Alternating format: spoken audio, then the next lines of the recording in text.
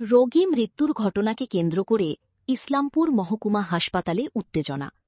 জানা গেছে শুক্রবার রাতে ইসলামপুর ব্লকের মাটিকুণ্ডা ২ গ্রাম পঞ্চায়েতের দক্ষিণ ডাঙ্গাপাড়া এলাকার বাসিন্দা হজরত আলী হঠাৎ বুকে ব্যথা ও শ্বাসকষ্ট হলে তড়িঘড়ি স্থানীয়রা উদ্ধার করে ইসলামপুর মহকুমা হাসপাতাল নিয়ে আসলে প্রাথমিক চিকিৎসা চলাকালীন ওই রোগীর মৃত্যু হয় বলে অভিযোগ।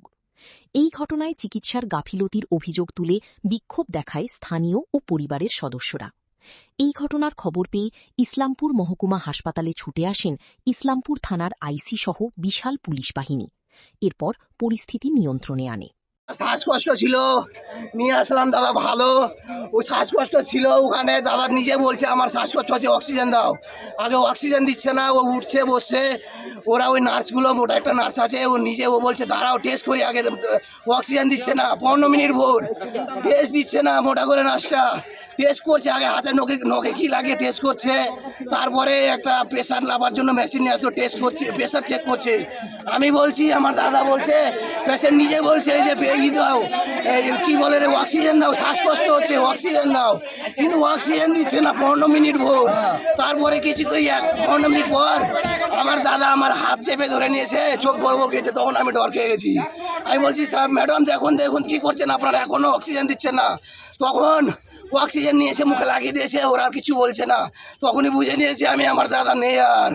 দেখুন কেমন সিস্টেম করে। কিভাবে হয়েছে ঘটনাটা, ঘটেছে কিভাবে? ঘটনাটা তো অক্সিজেন শ্বাসকষ্ট হচ্ছিল। কোথায় হচ্ছিল এটা? শ্বাসকষ্ট দোকানে ছিল, জুতা দোকান করে নীলাজি হাটে জুতা দোকানে এসে, ওখানে কথা বলতে বলতে এসে আমার সঙ্গে কথা বলেছে, এখানে কথা বলেছে, মোবাইলে ফোন আসছে, মোবাইলে ফোন আসছে, উনি নিজে থেকে মোবাইলে ফোন আসছে, আমাকে মোবাইল দিচ্ছে, আবার ফোনটা উঠা। তারপরে এখানে নিজে হেঁটে গেল, তারপরে নিজে উঠছে, নিজেই বসছে, যাবার আমাকে বলছে ভাই আগে আমাকে অক্সিজেন দিতে বল, শ্বাসকষ্ট হচ্ছে, আমার অন্য কোনো ব্যাপার নাই, শ্বাসকষ্ট হচ্ছে, এরা দিচ্ছে না। এখান থেকে কি মেডিকেল রেফার করা হয়েছিল? কিছুই না, ও তো টেস্ট করছে, টেস্ট করতে করতে এরকম অবস্থা হয়েছে। হ্যাঁ, আমাকে আবার ধমক দিচ্ছে কি যে দাঁড়াও আগে টেস্ট করবো তবেই তো অক্সিজেন দিব। আমি বলছি ম্যাডাম আমাকে দিয়ে দিন না, শ্বাসকষ্ট হচ্ছে, দিচ্ছে না দাদা। কি না আমাদের ইসলামপুর মহকুমা হসপিটাল দেখতে পাচ্ছেন, আমার বাড়ি হলো দক্ষিণ ডাঙ্গাপাড়া গ্রাম। একজন যুবক ছেলে শ্বাসকষ্ট হয়ে আজকে সন্ধ্যাবেলায় প্রায় 7টা নাগাদ হালকা অসুবিধা হয়েছিল। তারপর অ্যাম্বুলেন্সে করে ওনাকে ইসলামপুর মহকুমা হসপিটালে নিয়ে আসলে পারে ওনাকে কোনো রকম চিকিৎসা করা হয়নি, সঙ্গে সঙ্গে ইমিডিয়েট অক্সিজেনের প্রয়োজন ছিল। ডাক্তারবাবুরা আজকাল মানে ফ্যাশন মডেলে বসে আছেন, ইনারা চিকিৎসা করছেন না। দেখছেন কি চেম্বার, পাবো কোথায় টাকা, কোথায় পাবো পয়সা? চিকিৎসার জন্য আজকে একটা যুবক ছেলে মারা গেল, 4-5টা ছেলের বাবা। ওর ছেলেগুলোর এই সমস্ত দায়িত্ব নিবে কে? ডক্টরবাবু নেবে না নার্স নেবে? আমরা এটার প্রতিবাদ মিছিল করব যতক্ষণ অবধি কোন ডাক্তার ছিল, কোন নার্স ছিল, অক্সিজেনটা কেন লাগা হয়নি, কেন চিকিৎসার ব্যবস্থা করা হয়নি, তার জন্য আমরা এই ইসলামপুর ওয়াল বলে নয়, ওয়াল পশ্চিম বাংলাবাসীকে আমি বার্তা দিতে চাই। আমি রয়েছি উত্তর দিনাজপুর ইসলামপুর মহকুমা হসপিটালে। আমার গ্রামের নাম হলো দক্ষিণ ডাঙ্গাপাড়া, আমার নাম হলো মানিরুল ইসলাম। সেই যে পেশেন্টটি মারা গেছেন ওনার নাম হলো হজরত আলী, পিতার নাম হচ্ছে নাজির হোসেন।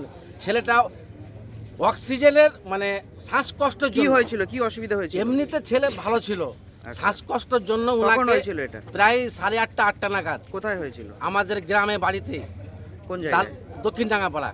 তারপরে ওখান থেকে অ্যাম্বুলেন্স নিয়ে সঙ্গে সঙ্গে ইসলামপুর হসপিটাল আসলে তখন জীবিত ছিল, ভালো অবস্থা ছিল, শ্বাস নিয়ে ধরফর করছিল, কথা বলছিল, কিন্তু কোনো রকম ভাবে আধা ঘন্টা 40 মিনিট থাকা সত্ত্বেও তার কোনো চিকিৎসা হয়নি।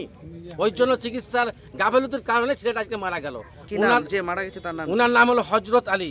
আজকে আমরা এটা ইসলামপুরবাসীকে বার্তা দিতে চাই যে আজকে আমার, কালকে আপনার, পরশু দিনকে আর কালো, এভাবে ডক্টর বাবুরা নিজের চেম্বার নিয়ে পয়সা নিয়ে ব্যস্ত।